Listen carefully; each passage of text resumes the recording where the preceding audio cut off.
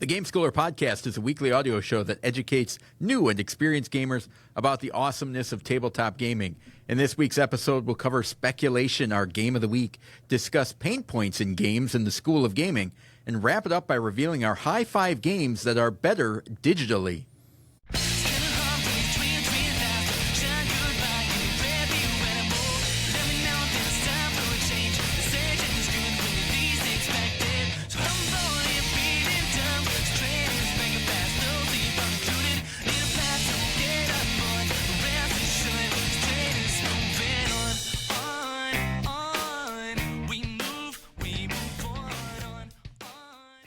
Welcome to the Game Schooler Podcast. I'm your host, Doug Kotecki, along with my co-host, Dr. Michael McCabe. How's it going, Michael? What's happening, Doug? Going great. You? Oh, I can't complain. Things are going well. Any follow-up from last week? Well, you assigned homework, so I feel like you're setting me up. Do you want me to share my homework assignment with a Game Schooler Podcast class? Please do. All right. So in episode 55, that episode is titled Happy City. We had our high five list was games from 2021 that we had not yet played or were most excited to play. Doug's list from 1 to 5 was Ark Nova, So Clover, King Domino Origins, The Hunger, and Meadow. And a lot of those, Doug followed up stating the game with the word nope, meaning they either are not in his collection or they just didn't pass our stringent criteria to make it to a game of the week, or we're one and dones, right? Played it once, one and done. Yep. My list, which Doug had already listened to, so I knew he was like setting me up. But then when I didn't listen to it. I just went back. Good. You went forward 30, forward 30, or forward 45. I just skipped through it. Okay. I have my notes in one single document, so I went Look back. How efficient you are. Yeah, I do too. That. I have run sheets as well, which I consulted today. And I did, out of the 5 that I listed, I have played 4 of them. Excellent. Same here. Okay. So number 5 for me was Kingdom Hearts Perilous Pursuit. It was a game that re-implements Fantastic Beasts and Where to Find Them, and it's more of a Disney theme. And I was excited because I like the Fantastic Beasts game, but admittedly I couldn't get it in to the house to get it played as much as I'd like to. I still have the Fantastic Beasts, but the Kingdom Hearts is definitely a miss for me from 2021 because I still haven't played it, and I may not ever play it, and that's okay. Maybe at the Gen Con flea market. Hey, you know, if it's there, I would say that'd be at $3 or less. So if you see that for $3, just snag it. You don't have to point me to where it is. Don't consult. We usually divide and conquer, being usually all of the 2 times that we went last year while we were there. So, yeah, snag that one. I'd take it. Okay. Number 4, Great Western Trail, 2nd edition. That's the Andrew or Pfister. What's Pfister's first name? I should know. Alexander? Alexander Pfister, yes. Bad moments in podcasting there. I love that game. I own that game. That is a really fun hobby-level game where you are doing laps around a track and trying to get that cattle delivered. So that was number 4 for me. Interesting. I wonder, because I have that in my collection, and so I'm wondering where that fell in the timeline there, because clearly we hadn't played it yet. No. And I wondered if I must have had it by then, but just didn't get it to the table yet. Yeah, I think the first plays for me didn't actually come until like October of that year of 2022. And then number 3 is The Adventures of Robin Hood, Michael Menzel's game. I haven't completed a full playthrough. I did get a demo of it at more than one. One was at a trade show, and I think one was at Gen Con or another show type. Yeah. And I got enough from the demo to just know that, you know, I could see why people like it. I could see why those narrative choose-your-own adventure tales work for a lot of people. And I'm a sucker for Robin Hood. That's why it was in the 3rd spot for me. I love that IP, the Kevin Costner Robin Hood with the scary witch and the awesome Morgan Freeman has a special place in my heart. That was one of the first movies I remember really seeing in the theater and be like, yeah. Bryan Adams song, when that comes out on the radio, I'm piping it up, going a little too deep on the Robin Hood IP. All that to say, not a game that I've brought into my collection. Just say everything I do it for you. Do it for you. You can edit that part out. Nope. Number 2 is a definite yep. Role player adventures. Yes. Are we 65% of the way through? I would say 75% I of the would way say through? closer to 75. I think we may have, out of either 10 to 12, we've got 3 to 4 left, maybe. Yeah. I actually reached out to Thunderworks this week to make sure that we get on their media kit just so we know what's coming out. They're right down the road from us. I have a whole Thunderworks shelf, a bookshelf that has Thunderworks on the bottom and then Lord of the Rings stuff on the middle. It's kind of my nerd gamer shelf where I can really flex my credentials, where if we're on another podcast and I need to move the camera over to show look, I'm a real nerd. But Have you played regular role player? oh yeah. Okay. Oh yeah. Played it at your house. Interesting. Played it at my house. Yeah, I want to play it more, admittedly. In role player, you're chucking dice, and then you're building a character out of the dice that get thrown, and there's wonderful little armor cards and treasure cards and things like that, too, that you can complete for your character. Great I was just game. Curious on the colors on that one. I usually have a helper. You were a gracious helper, and then my oldest child, Josie, was also a gracious helper.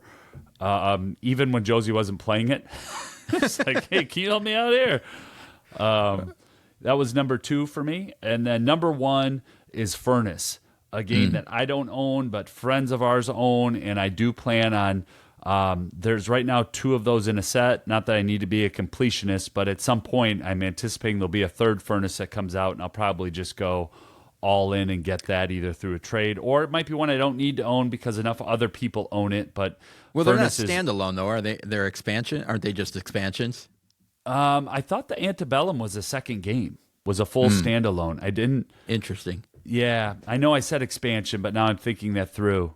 No, you said they weren't expansion. You said I don't think they are. I thought that Antebellum is its own separate game, but I could I'll be do wrong some on fast research here. Yeah, thanks, Doug. And I'll talk about Furnace. Furnace is a game that, not to speak for Doug, but I like it more than you do, I believe. But you are... It is an expansion, Interbellum. It is just an expansion. Okay, that plugs into the base game. I thought I remember reading another expansion was coming. That's why I was holding out. It's one that I see all the time on the secondary market, a game that Arcane Wonders has published. Ivan Lashin, I believe, is the designer. I know you have that up right in front of you, so maybe you can... That's wrong. That's Yes. wrong. He did No, you're Smartphone correct. Inc. Oh, I'm cool. Okay, Yeah. good. First time. Yeah, good. And what you're actually doing in the game is trying to line up your cards in a certain pattern so that your furnace fires off and you get the most resources. And so it is if you have a computer science friend or a world champion Magic the Gathering friend, probably not one you want to play against. But if you just want to destroy your ma in something, that's where I would take Furnace. Sit down, Mom. We're going to have a good time and play this game. Look at the cool art. Now let me destroy you. rephrase. Sit down, Mom. I'm going to have a good time. I'm going to destroy you in this, and then we'll play Scrabble.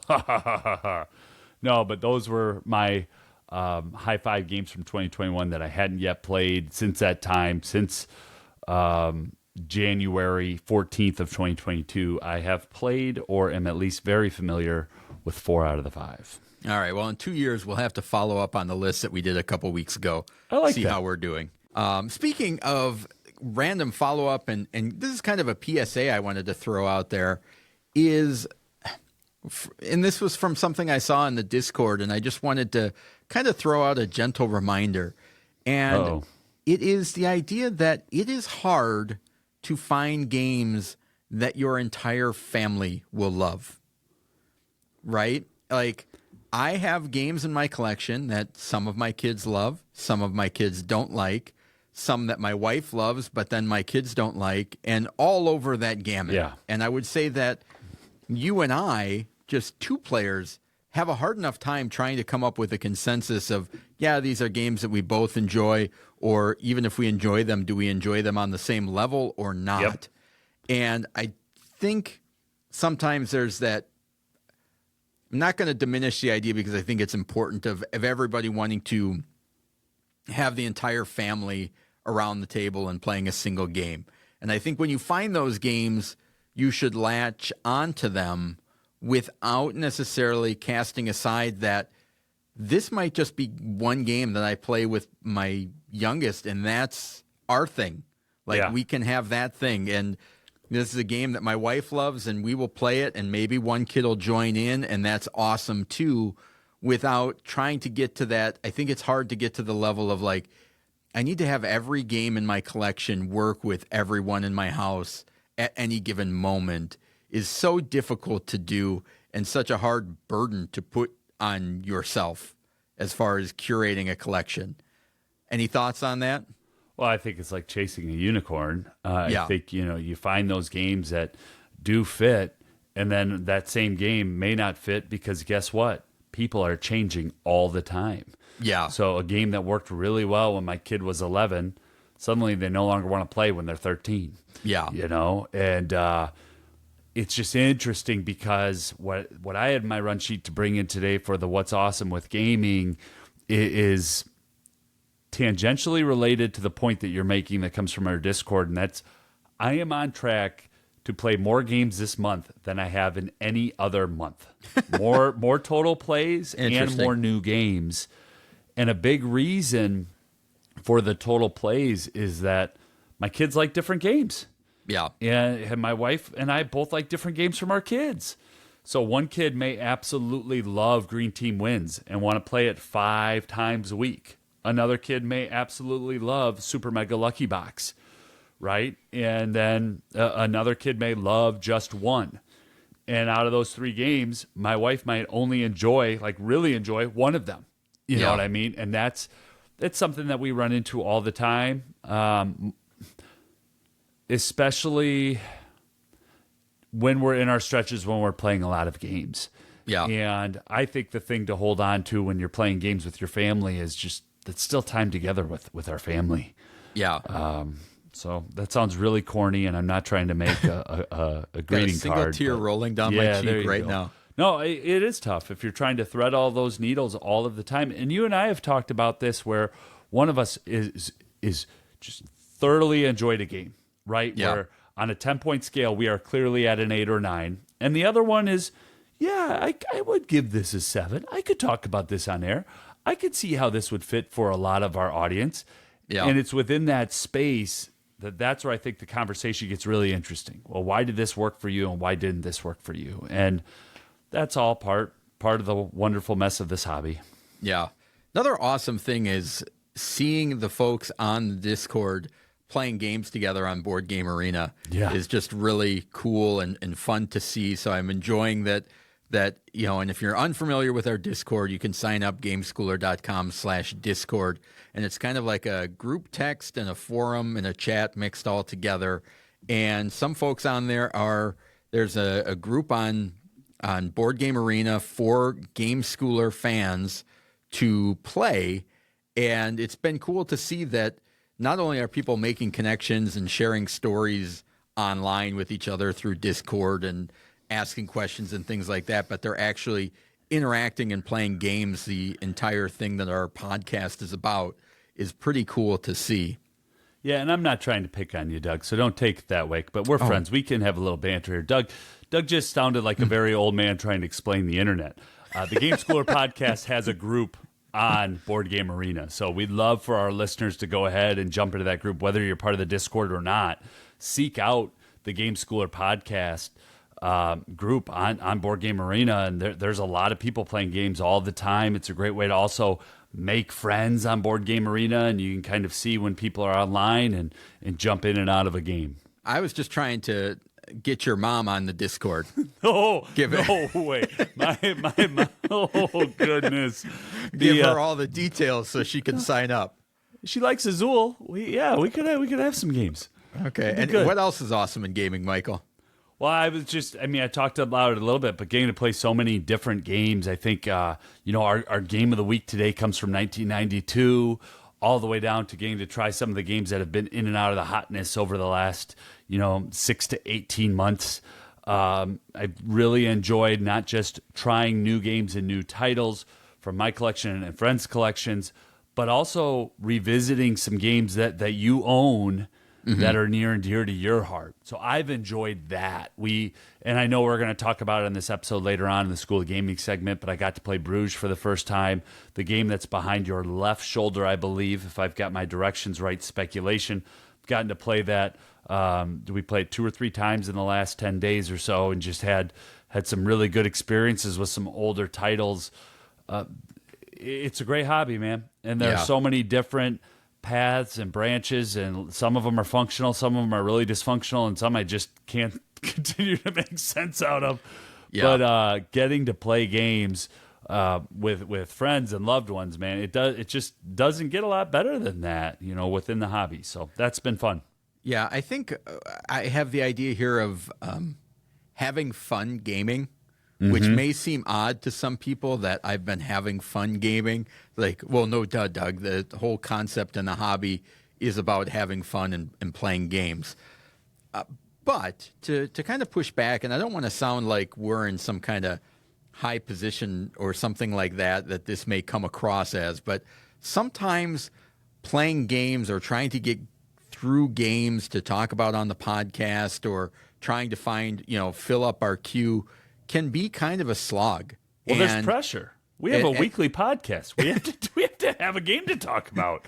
We play 4 games. One of them better be good enough to talk about. So there's that level of stuff, along with sometimes you can get caught, for me, in if a game is too heavy or too dry, or it's, and it comes from stuff where you're trying out new stuff, and sometimes stuff doesn't work and it just doesn't work for you. And if you have a string of 2 or 3 of those and it's like, and a big part of the time that I enjoy the most is, even if you're playing a Euro game or a strategy game, that there's some sort of laughing and interaction and making fun of people's mistakes and cheering them on when they have awesome turns, and the vocality of it and interacting with one another. And over the past 2 weeks, I've had a lot of experiences of that. We played the original Long Shot, and just having a good time at the table and it being fun and no win pressure or, the chasing the victory and playing a couple of games with our wives and just having fun doing it, and not that overly competitive, not overly dry. It had all of those elements of just having fun, and it reminded me of why I love the hobby in the first place. And sometimes that can get hard to see, and I have to step back and say, all right, this is cool, a cool hobby that we're in. Yeah, and I think sometimes those, like, where I feel the most in the reviewer bubble, should I put it like that, would be if we're preparing for just coming out of Gen Con. So if I am inundated with 60, 70 titles and then get home and feel this pressure to review and tell people about, and then the other, like that concept of a reviewer bubble would just be falling into the trap of being a critic instead of being a player. Yeah. And I think that's something that I've really felt strongly over this month of March in 2024, is feeling like a player and not a critic, and getting to experience some of the games for the first time, and also revisiting some games for the 13th, 14th, 15th time with different people in different settings. It's been very, very enjoyable. Cool. Awesome. Anything else you want to touch base on before? Man, a ton, but I think we can save it. I think we can push that into episode 165, still exploring a couple other games. We'll leave the audience wanting to come back for more next week, huh? All right. Well, a reminder to sign up for the Discord at gameschooler.com/Discord. We'd love to have you there. Spread the word about the podcast if you like what we're doing. And if you have questions or comments, reach out to us. Email at gameschooler.com. Let's move on to the game of the week.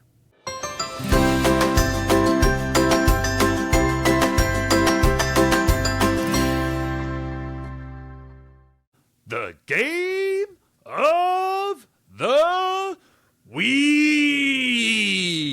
The game of the week is an in-depth look at a family-friendly game we think you should try if you get the chance. This week's game is Speculation. Doug, give us the stats. All right. Originally published or created in 1992, Queen Games came out with an edition that we'll be talking about in 2013. The designer is Dirk Henn, and the art is by Harold Leisky. 3 to 6 players, 45 minutes.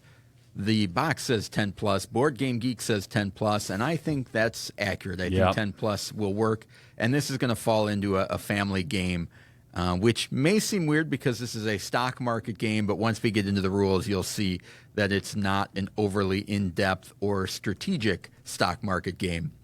In speculation, players buy and sell shares of stock, trying to have the most money at the end of the game.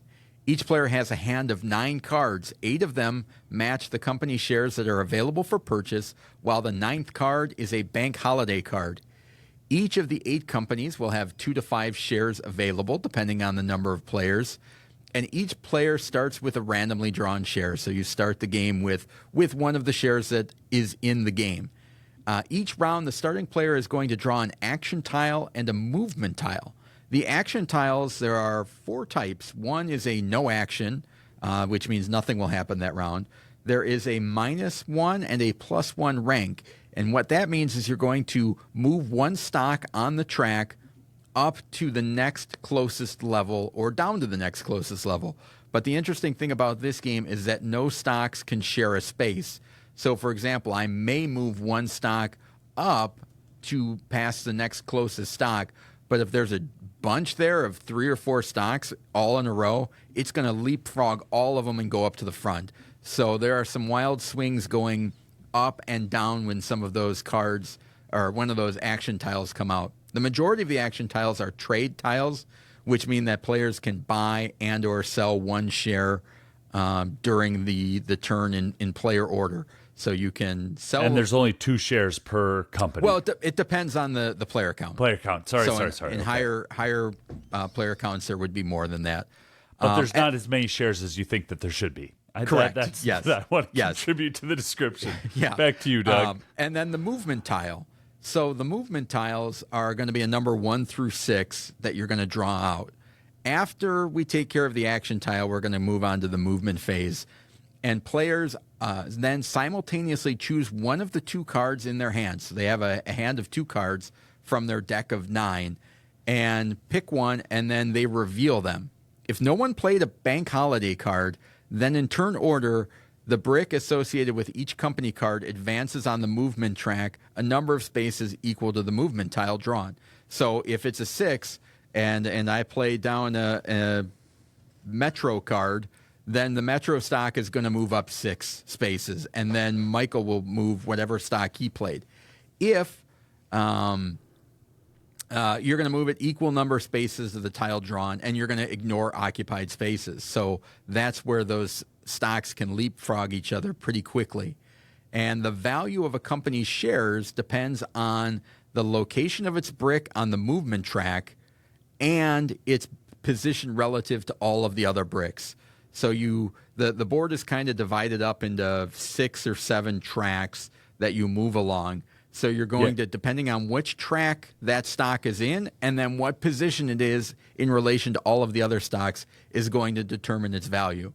So go ahead, Michael. Well, I was just going to say, to give a visual to some of our North American gamers, almost if you would think of a Chutes and Ladders game board, but remove the ladders and slides. It's a zigzagging board that a zigzagging pattern that cuts across the board as you move up. The values go way up and down in both directions. Yep, and if 1 or more bank holiday cards were played, the bricks move only half the distance in higher player counts, or don't move at all in lower player counts. Which is brutal. The rounds continue until one of the company bricks reaches the end of the movement track. And at the end of the round, players cash out their holdings, and whoever has the most money wins.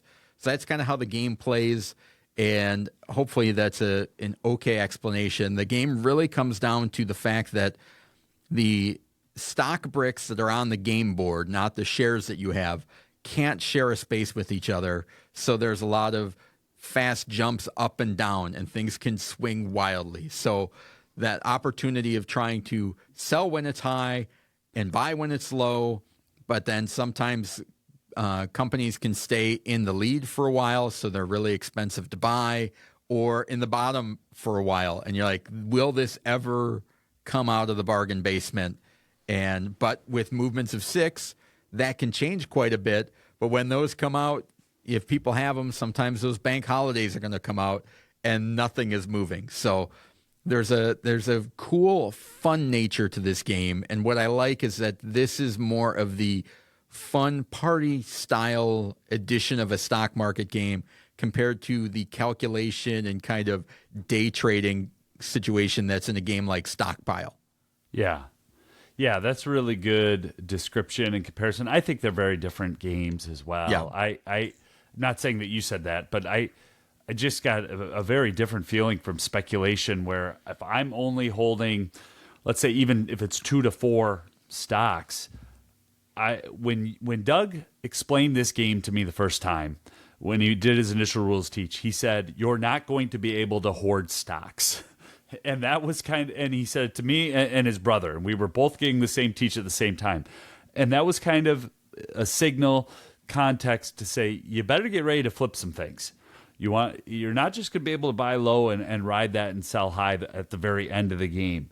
And there was a lot of truth to that. Being able to know when to let go of some stocks and not just hold, and hope. There's a little bit of a fun and zany factor to it. At the same time, I feel like I'm able to do some planning. I feel like I'm able to swindle this a little bit and try to push mine up or pull mine down. And I cannot tell you how much fun in the 3-player game it is to either play that banknote or to hope that nobody else is playing a banknote in anticipation to try to move your stock up big time. So yeah, it's a big swing. If a 6 is out, and if I play a card and somebody else plays a card, suddenly that stock's going to move 12 spaces. Oh, wait, there's a third card and it's a banknote. It's not moving anywhere. And now it's not going to move anywhere for that round, more than likely. So, yeah, a lot of fun. Well, and you see one of the best skills in this game is the observation, right? A game that rewards careful watching of details and behaviors in order to understand and arrive at a judgment. And I love the bluffing and the combination of bluffing and known information, where there are opportunities where if I happen to be the first player, I know that my stock is going to move first if the movement happens, right? My movement card is going to activate first. And there's a little bit of, okay, with that information, I know that I could play this card out, and based on the bunching of the stocks, that this card could shoot into first place. Yep. And other ones may not catch it. And so then people are thinking, well, why is he buying this right now? You know, you're buying something that's at the bottom, and it's like, well, it might not be at the bottom for much longer. And you're trying to hedge those bets by then thinking about, okay, how many bank holiday cards have been played? Has Michael played his? I still have mine, or they're all out, and it's a free-for-all.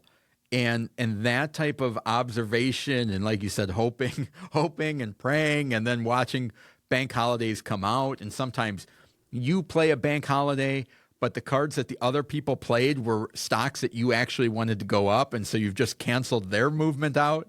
And you don't know if the person did that because that's the only cards they had, or because they thought that you were going to do the bank holiday, or if they wanted that to move up, actually, and you're looking at I knew what that stocks I knew do the that other you knew players that have, I and wanted can to you do that. have a little bit of an alliance with somebody for a time being, like, we can really shoot this one to the moon, and because we both own it, and then somebody sells it, and that partnership's gone. There's no incentive to work together. So it's got some cool interactions with it in a situation where it's like, I don't even know if I've ever won this game. Or I don't win very frequently, but it never hinders my enjoyment of the game while I'm playing it. Yeah, and there's also something, for me, fun and exciting about pulling things out of a bag. Yeah. I've noticed it. I love that in the games that I play. You got Snow White Gemstone Mining, you got Quacks of Quedlinburg, and now speculation is... I just love being able to pull tiles out of a bag, and there's that little fun factor of, what did you remove? And then the person who pulls the round and the is it a square? Yeah, yeah. Square item out of the bag gets to go first, and so that there's also some fun there. I'm glad that you led with skills, but this truly is a family friendly stock game. Yeah. One in which too, where if you get far enough behind, you might have to pay the bank in order to get rid of that stock. Yeah. It's like, okay, this is bad, but it's becoming slightly less bad. But as that thing turns a track, now I'm going to have to pay $25 instead of $5 to get rid of this stock. So I'm going to pay the $5 now, so I'm not stuck paying $25 later.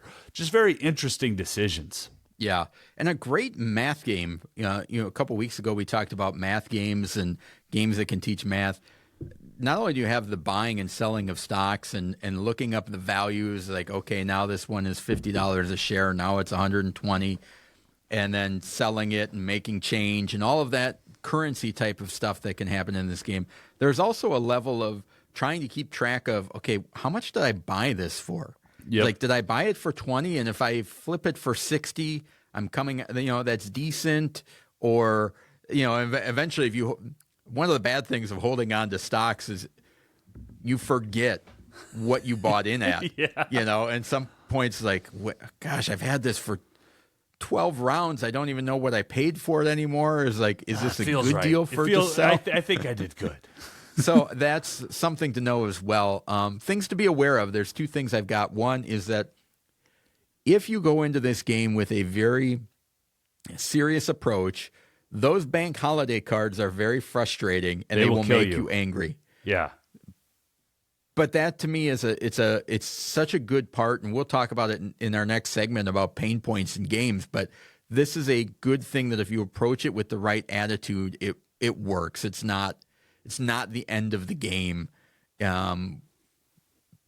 It's happens occasionally, but it's a good part of the game, but they can be frustrating. So be aware of that.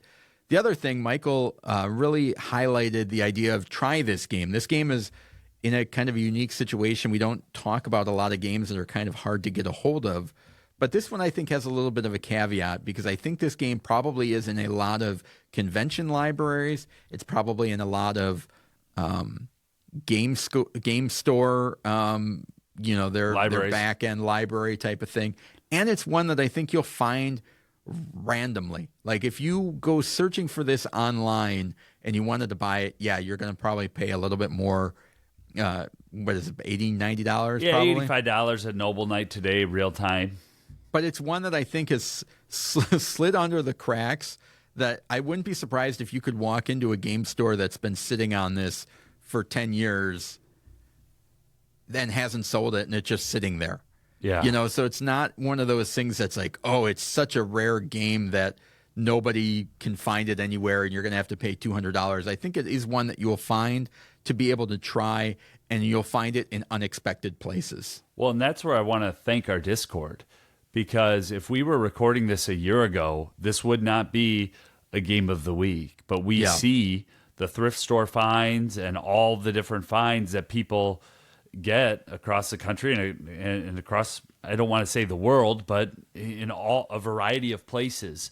So if you come across it, give it a try. It really is a fun game from the same designer that brought you Alhambra, and just a dead simple game.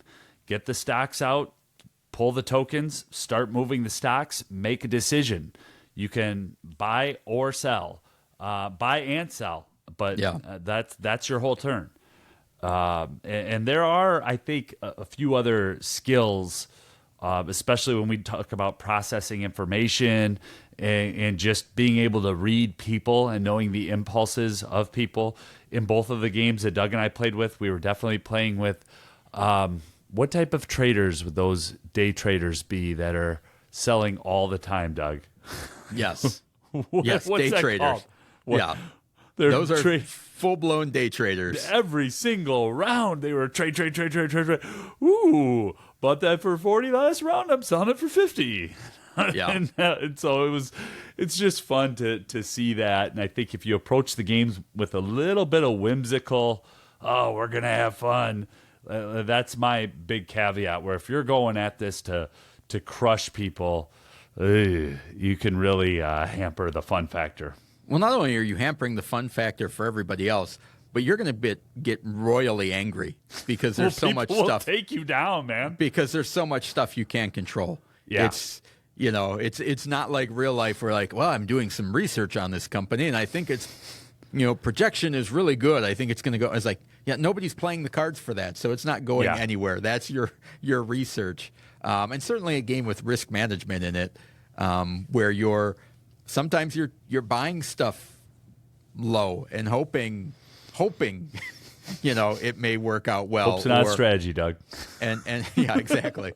Tell me to that 30 turns ago. And or even the idea of like, I'm going to buy this even though it's high and I think it may go higher, and taking that risk, or you can lose your shorts on it too. So it's got all of those kind of highs and lows of stock speculation in it that make it a really good, fun game with simple mechanisms that you're up and learning and playing right away. I think the rule book is 4 pages long. Yeah, it did run closer to an hour, but I wonder how much of that is just adult gamer factor. Probably, I wonder if I'm playing this with, my wife and her 8-year-old, or if it doesn't fly a little bit faster, if you're playing with kids. So that was really my only critical point. Both of our games ran longer than 45 minutes. But some of that might have just been, 3 dudes trying to min-max on every single turn and try to get the best out of it. Yeah. All right, anything else for this one? What's that? Anything else for this one? No, I'm like I said, I'm just really glad that we're not covering the hotness and things like that. And Durkan, just a wonderful little game that I think has a ton of game schooling potential and a fun factor. If you're looking to add a game to your next family game night, and if you know somebody who's had this sitting on their shelf, give it a try. And that is Speculation by Queen Games. Let's move on to the School of Gaming.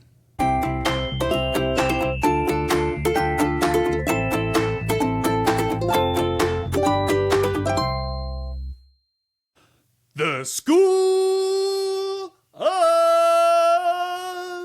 Gaming. In the School of Gaming, we discuss concepts, keywords, etiquette, and helpful ideas in the world of gaming. This week, we're going to discuss pain points in games. So, Doug, lead us into this segment. All right. So the first thing I've got is kind of what is a pain point.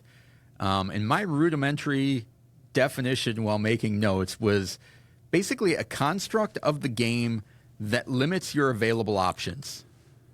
Any disagreement with that? No, the game won't let me do what I want to do. I'm in pain. Yeah, there's something that is happening in the game that is either preventing you from doing something that you want to do. For example, we recently played a game called Bruges, in which they're in Bruges. And the comparison is that Bruges... We did not play the game in Bruges. We were in Wisconsin, but back to you, Doug.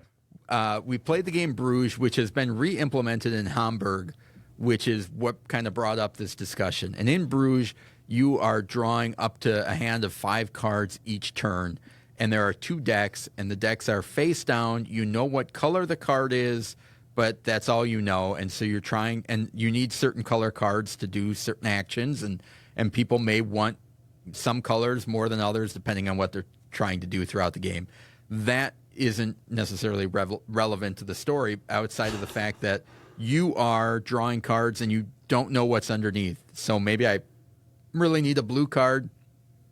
I'm going to draw this one. There's not a blue card. I'm going to draw another one. It's not a blue card. Maybe I'll try this other deck. Oh, there's a blue one. Now I'm going to take it, but I still haven't gotten the red one I need, and then that's it. My hand is full. I can't do anything. In Hamburg, that was tweaked into all of the cards in the deck are divided out by colors, so you just draw the colors that you need. And we were just talking about that being that was a pain point in Bruges that we enjoyed that they took out in Hamburg, which is there was a level of fun for us of, good, I really need this blue card. Where's the blue card? I hope one shows up, and if it doesn't, I hope nobody, or if it does, I hope nobody takes it. And so that kind of idea of maybe it's a worker placement where you can't go where the person already went, or you can go there, but you have to pay a whole bunch if you want to go to a place that somebody else was. So they're constructs of the game that limit what you can do and how you can do it. I guess. Yeah. Go ahead. No, and what we've been wondering about, some of the newer games, circa whether it's 2021 or 2022 and forward, seem to eliminate some of those pain points by providing a whole bunch of other options that people can do, so that the gamer always has options. So in a world where a game may only get played 1 to 5 times, are pain points being designed and developed out of the game?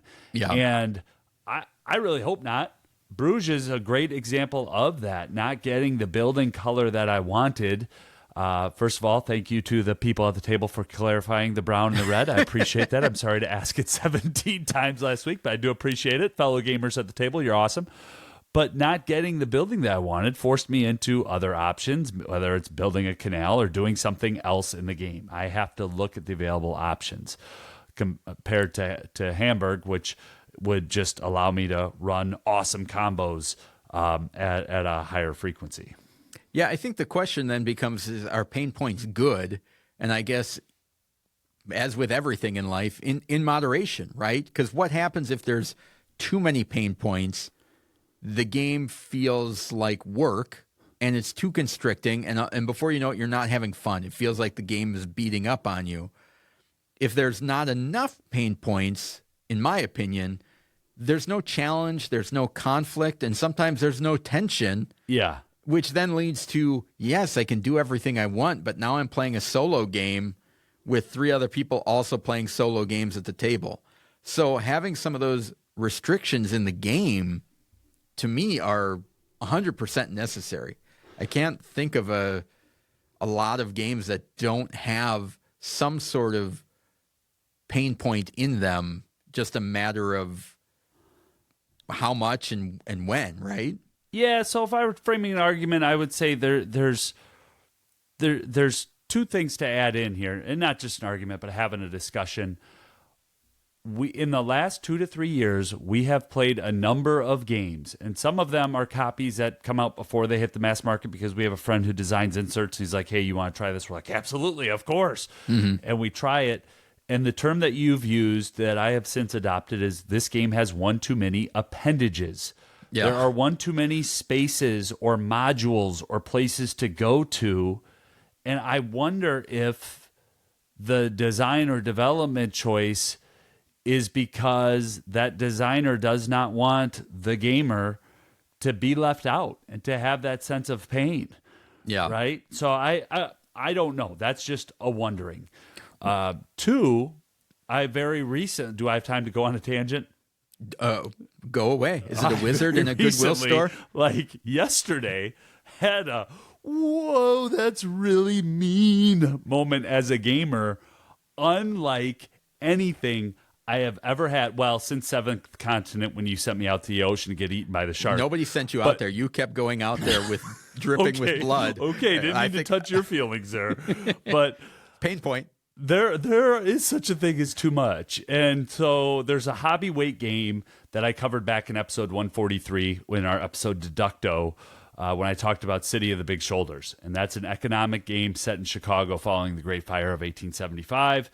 And I mentioned that I played on the friendly version when we played in person. Like, there's a friendly version, right? Well, I've been playing this game on Board Game Arena for the better part of 6 months because I don't want to forget the rules. And the game is played asynchronously, so a game will take anywhere from 10 to 15 days to finish up. Well, unbeknownst to me, the most recent game that I played in implemented the advanced rules. And in the advanced rules, every time someone sells your stock, it's going to fall 1 level. And in the friendly rules, there's a limit on that.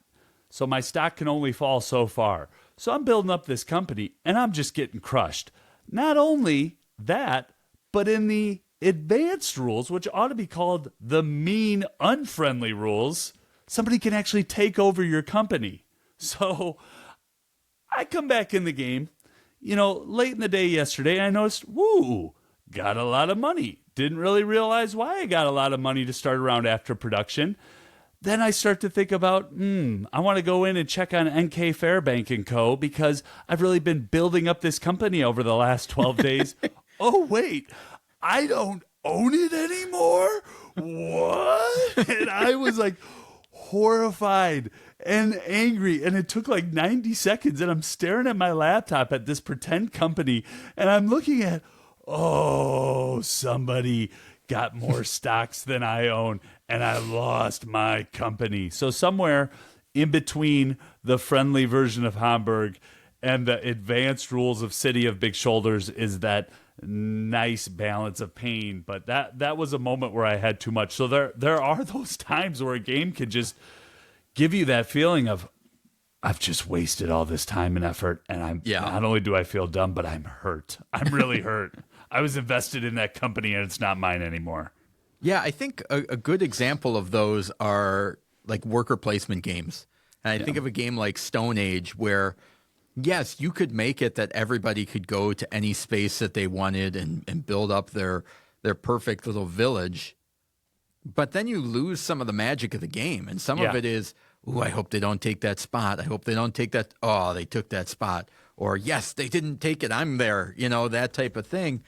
And I understand that, there's a lot of hard stuff going on in the world and people try to avoid conflict. And sometimes people don't want conflict in their games. And I think there's things where, playing a game with pain points doesn't necessarily mean that it's a take that fest and you want to be a punching bag for somebody or things like that. But a little bit of adversity in gaming goes a long way and even not player pushback, not take that and not a situation where, at the end of this round, you're going to lose everything. So prepare for it or whatever. I mean, even in Bruges, there's 5 or 6 plague things that build up and you can mitigate that, but sometimes you can't. You run out of time or you choose not to, and it the bad thing happens.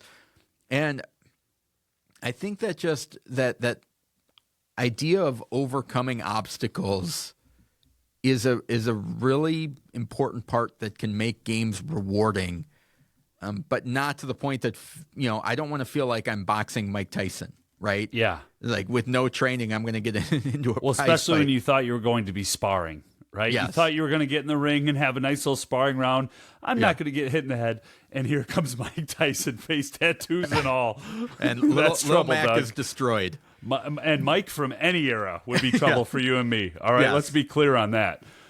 But I think those the overly friendly, sometimes they just don't have the teeth to be engaging sometimes, Yeah, and just keeping up in real time, we talked about Stone Age in episode 123. For any of our new listeners or people who might have missed that, we can go back and hear about a great worker placement game. And then the other thing, they don't have the teeth. If a game doesn't have the ability to beat up on me and to take me out, my children probably aren't going to want to play with me. And I think sometimes the family games will get beat up for being lucky or being this or being that. But a large number of the games that continue to get played in our house have an appropriate level of pain that the child can actually apply up to the parent. Yeah. And I hope that doesn't sound sadistic, but that's just part of the family game sphere that we really enjoy. Whether it's dice thrown or even any of those push your luck games that we've talked about. Yeah. No, that's great. So assuming you don't have any other points on this, that is our discussion on pain points in games. I'd love to hear from our listeners what you think, whether you like it, agree, disagree. I tend to think that it's a thing in moderation is the way to go, like most things in life. But I really want to hear what you guys think and what you guys enjoy while you're playing. That's pain points in game. Now let's move on to the high five.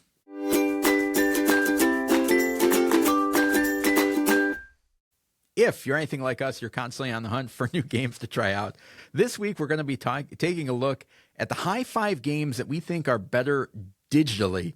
So this is something that's come up over the past couple of weeks of games that we've played, and not even the past couple of weeks, but there are several games that we played over the last year, and immediately afterwards, I'm like, I really wish this was a digital game, because in a lot of cases, either the math or the turn-by-turn upkeep sometimes can get overwhelming. And so the idea of the game is really cool, but maybe the implementation is in the wrong world. And so here are 5 games that we think are better digitally. Any caveats for you, Michael? I've got super caveats, but I'm going to go through each caveat when I actually talk about the game. Okay, there are 2 genres that I think lend themselves really well to this, and we'll see where they crop up on your list as they come up. Number 5, so I have 2 games that are player count dependent, okay? Number 5 for me is at solo. So, and it's Root. If I want to play Cole Worley's Root, but I want to do it solo, playing it on the iPad is fantastic. I don't have to get all the little bits out. I can get a full game in 40, 45 minutes just sitting on the couch. I can pause. I can come back to it later. I've really enjoyed playing that digitally. And I have everything for Root, including the Clockwork expansion that allows a bot to play or allows you to play it solo. But folks, it's a lot of work to get that thing set up. When I could just power on and I actually, if I know I'm going to play Root, I'll play it solo on the iPad before going as a rules refresher. And I know that might sound like I'm a Root noob, but every time I'm getting a new faction, it's like I'm learning it for the first time. And well, everybody is. It's a yeah. So that's my solo version better on iPad is Root, and that's with having the Clockwork expansion that allows for it to be solo. Interesting. The next one for me, and I think you touched on it there, a lot of the times the setup and just that unboxing everything, depending on how many people you have around and whether you can get it played, is such a big thing of why some of these games may work well for us digitally. My number 5 has a little bit of that, and that's Mystic Vale. This originally published in 2016 by AEG and designer John D. Clare.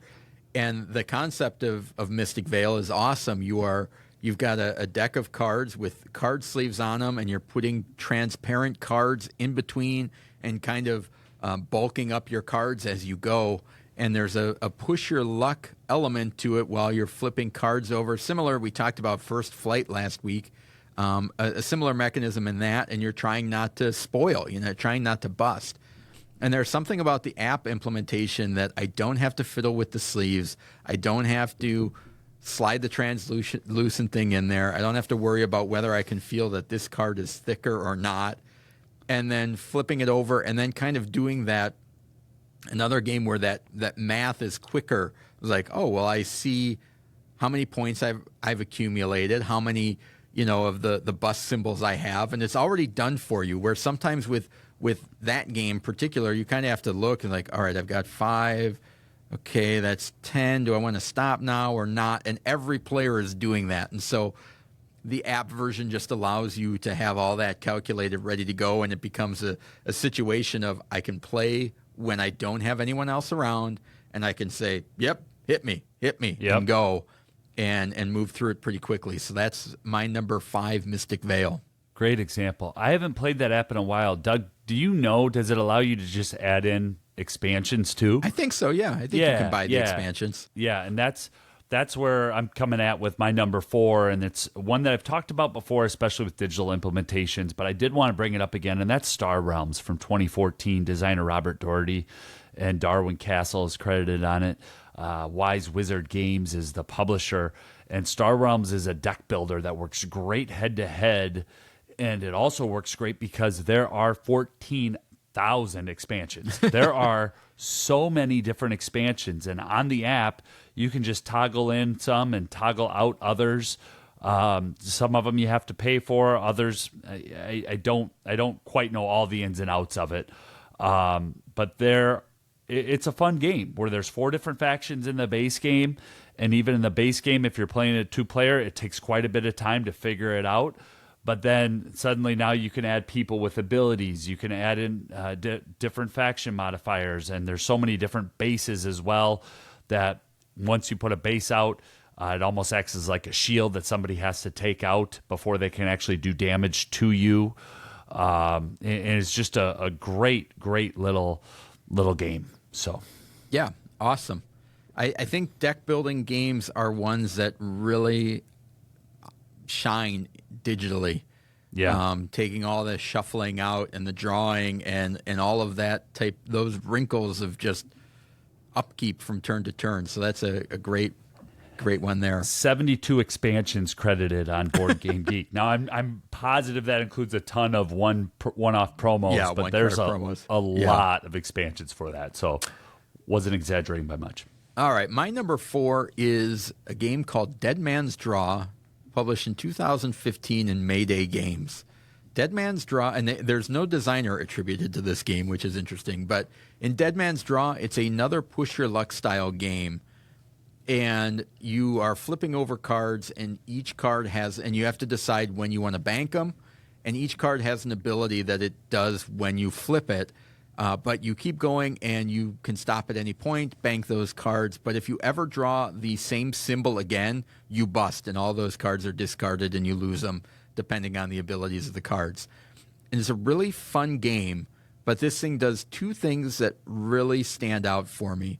One is the ability to play it solo and kind of have objectives and things that you're going towards while you're playing the game that are not in... there's like a leveling up factor that's not in the physical game. But the other thing is then keeping track of what your current score is. So that addition, that quick addition, and that there's certain modifiers and things like that where you can say, all right, I'm at 15 points. I'm going to stop there, as opposed to kind of the same thing we talked about in Mystic Vale, is taking that time to figure out, okay, where am I at? What are the other options? What's still in the deck? What's in front of other people? That type of thing. And it's just a really cool game. It's got a kind of a subtitle on Board Game Geek. I can't think of what it's called right now. But Dead Man's Draw is a pretty cool game, and the solo implementation of it is pretty cool. Interesting. I was going to do research for you, but I'll let you do that. I'm going to zoom in. We're number 3, right, Doug? Yep. This might anger some of our listeners because this is a game that brings about big feelings, but it's my list, and I'm going to stand by it. Number 3 for me is Agricola, Uwe Rosenberg 2007 release. It's one that I've enjoyed playing on Board Game Arena. I own it. I haven't actually played the physical copy that I own. You know why? Because I can't get people over to my house to play Agricola for 3 hours. And it's going to take an hour to set up. It's going to take me 45 minutes to teach. Whereas the tutorial on Board Game Arena is awesome. In 15 minutes, you can learn how to play this game. So it is one where the tutorial will do the teaching for you. The other reason why I like it, and I have played it real time with humans all across the world, you can kind of see your options while it's happening. So in Agricola, you build your farmstead by sowing fields and raising livestock. And then it says Board Game Geek flavor text, which is a little cruel, but don't forget to eat, ! You got to feed your people or they die. Okay? I got a little too serious. Good life lesson. But it is. You got to eat. Just a phenomenal little worker placement, though, of micro actions where you do one little action and it will chain off a whole bunch of other things. This game is not for everybody. This game tickles my brain. It makes me feel smart and dumb and competitive at the same time. And you want to talk about a level of pain and meanness. It's in abundance and it's layered in Agricola. It's a hobby level game that, for me, does play better digitally because I can actually get it played with other humans instead of just playing solo all by myself at my house. All right, my number 3 is the second group. I think there's 2 categories in digitally that work really well. One of them is deck building. The other one is roll and write. And Gone Shown Clever, or That's Pretty Clever, is a game that I love playing digitally. I have the physical version, and I have never played it because being able to just mark off boxes and the idea of in the game you're rolling dice and filling in numbers on a different areas of your player sheet. But, one of the cool things that the app does is it automatically tells you, like, you have no place for these dice, so don't even look at them. And that simple thing of just, oh, well, these are the only ones I can put in. And then you're looking, all right, which is the best one to put it in? Okay, do it, move along, next. And you can keep going, and you play solo, and I love it. And the idea of playing this physically, I don't need to play it. Like, it's one of those things, like I'm waiting in line somewhere. I can pull this out and play it while I'm waiting to get my hair cut, something like that. It's 2018 by CMYK as a publisher and Wolfgang Warsch as a designer. And I think that the digital version is just awesome for this one. That's a really good call, Doug. And the dice make awesome noise too, don't they? I don't know. I usually have my phone on silent. So okay. I love the noises. It sounds like a little slot machine, and then they come up. Yeah, that's really good. Up to number 2, Douglas? Yep. Number 2 for me is My Shelfie, Phil Walker Harding and Matthew Dunstan. The reason why I prefer it digitally, there's a fiddly nature of having to restock the game. And in fact, let me just actually talk about the game. What I love about the physical version, it has an awesome little Connect 4 mechanism where I am putting books down my bookshelf. Love it. Very cool. The problem is that there's some downtime that other humans just aren't really comfortable with, including myself. I'm not trying to say like, oh, I'm okay with the downtime. No, when I'm playing this game with my children and we go to get more tiles out on the board so that they can be drafted, my kids disperse because there's like 30 seconds of downtime. So they want to go watch a show on YouTube or go play with their dolls. And I'm like, hey, come on back. We're ready to play the game again. And if I'm playing the game with my friend Doug, our hands might accidentally touch in the middle of the table as we go to reset the tiles. It's just awkward. All that to say, I wonder if I wouldn't have played it digitally, if I would even have that feeling. And that kind of leads me into a whole different school of gaming topic. I really like My Shelfie. I have it. I don't have any plans for trading it. It does some cool things. But I do like playing it digitally a little bit better. I also see the combos. I can take my time a little bit more and hover over to see the colors and make sure everything makes sense. Fun little game. One I really like, but I even like it more digitally on Board Game Arena. Well, there's a difference between 2 minutes of people shuffling tiles around and placing them upright and making sure they're on the grid to going, boop, tiles are ready. It's such a huge difference. You're not taken out of the game in the process of the game. If I'm off the grid, it's not a big deal. But I'm not off the grid. I mean, I live in a house with other distractions and other things and the internet. And it separates your immersion, right? Yeah. Into the game. So that's a great call there.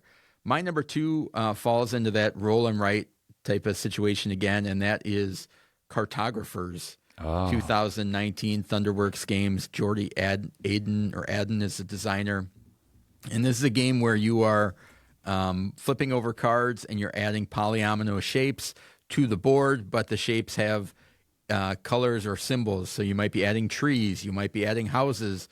And in the physical game, you are either using colored pencils to fill in, or you're drawing little trees, little lakes, little fields, or little houses in each one of the squares. And little tree over there. Yeah. And it can be, I don't want to say tedious, but when you do it in comparison to the app, where it's like placing a Tetris piece and it's already colored in and it already has the shapes and you plop it in. All right, moving on. And it also does that constant calculation of the score. So you can see if I put it here, what does that do to my score? What if I move it over here? And you can see that in real time. Just makes me another game that I have a physical copy of. I love the gameplay. I've played the physical version, but the digital is just so well done and quick that it makes it hard to get to the other one to the table. So that's my number 2, Cartographers. Interesting. And I'm looking it up now. I think it was nominated for Spiel, wasn't it? No idea. Kennerspiel de Yaris nominee 2020. Good one, Doug. Yeah, number one for me. It's another caveat, folks, but this is one that I enjoy playing at larger player counts digitally. So if I have 2 or 3 players, I'm going to play it all day. We'll get the deck of cards out. But Llama by the good Dr. Reiner Knizia at 6 players, Doug, it blew my mind. It opened up a whole new level of Llama. Suddenly there was more strategy, when to get out, when to stay in, knowing that if I want to win that game, I'm going to have to win at some point to give back a 10-point token. Just a whole nother layer opened up when I inadvertently clicked into a 6-player game on Board Game Arena of Llama that I hadn't had any idea, because previously I'd only had played it at 4, maybe one 5-player game, but that was with my family. Now suddenly playing it with people from around the world who are desperately trying to win and compete, I've had a ton of fun to the point where if I want to play Llama on Board Game Arena, I only want to play it at 5 or 6 players. I don't want to play it at 2 or 3 players. I'll just play it in my house. So that for me has been another one, a game that we've talked about and talked around that just continues to get looked at in a different way. I'm sure you've got some one-liners ready to go, but that's my number one game that I prefer online, and I really prefer it at that higher player count, Llama. He's about to join the Llama circuit. World Championships of Llama. Be a cool looking t-shirt. Interesting. My number one, Michael already mentioned, that's Star Realms by Wise Wizard Games and Robert Doherty and Darwin Castle. This is one that I've not been able to get to the table. I love being able to play against a bot and a computer in a 2-player game, and I don't have to feel like I'm beating up or getting beat up by, that emotional disconnect. To be able to play against a computer sometimes is a big deal in those competitive games where it's like, whatever, it was the computer, or that's awesome, I beat him, or that type of thing. And not having to either nerf myself if I'm playing with my kids and say, all right, well, I don't want to just destroy them, or playing somebody that's way more experienced and better than I am, and I just get trounced is not a fun experience either. So being able to play that game with the shuffling, the adding, and that's another one where there are so many card modifiers to what your damage and coins are per round that's like sometimes you can do 30 damage in a turn, and the equivalent of trying to add up and make sure you're getting all of your bonuses and how they all work together really slows the physical game down and is instantaneous in the digital version, which is why I prefer that. I've got 2 honorable mentions. One of them I think is a good one that just missed the list. That's Railroad Inc.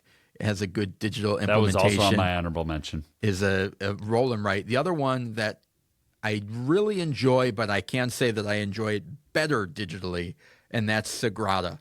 I really enjoy the Sagrada app that gives you, there's daily challenges, and the variety in the game that you play gives you fun new ways to approach the game every time in a solo way that I think is really cool, to have a leaderboard that you're playing against everybody else that's playing Sagrada for the day, and you've got awesome. 5 times to try and get the high score, and it's just really cool implementation. That being said, I don't know that it's better digitally. I like the physical, and I don't know that you're saving time or anything like that. It's a pretty simple game to get set up as it is. So it's one that if you enjoy that game, I encourage you to check it out. Awesome. Any other honorable mentions for you, Michael? No, I had Railroad Inc., but it was hard for me to put it anywhere in the top 5 just because I love both versions equally in the same. Yeah. And for the solo one, I chose to bring Root in. I do have just one note to make on our game of the week for our listeners who are still with us, and not to circle all the way back. But the one note about speculation, it's a 3-player minimum. So I had that on my notes. I can't believe I skipped over it, but that's the only thing for my run sheet. I saved us some follow-up from next week. But no, I think that's got all of them on my list, Doug. All right. Well, subscribe to the podcast if you haven't already. Follow us on X at GameSchoolerU. Join our Discord, gameschooler.com/Discord. Next week, we will be talking about Concept Kids Animals, house rules for younger players, and our high 5 relaxing games. Thank you so much for spending the last hour or so with us. We truly appreciate it. Now get out there and keep gaming.